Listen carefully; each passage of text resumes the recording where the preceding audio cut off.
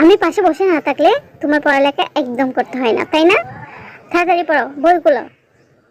পড়ো। A for apple, B for balloon.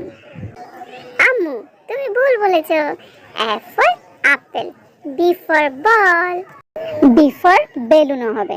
এটার মানে হচ্ছে বি দিয়ে অনেকগুলো শব্দ হতে পারে, বেলুন, ব্যাট, বল, তারপরে অনেক কিছু হতে পারে।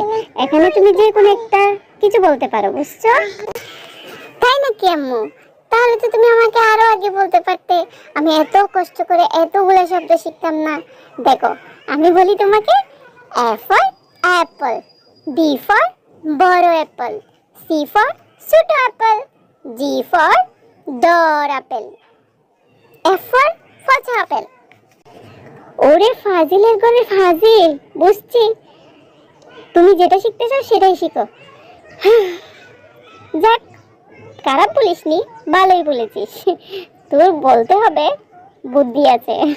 আচ্ছা থাক, এখন বইয়ে যেমন আছে তেমনটা শিখ, বুঝেছিস?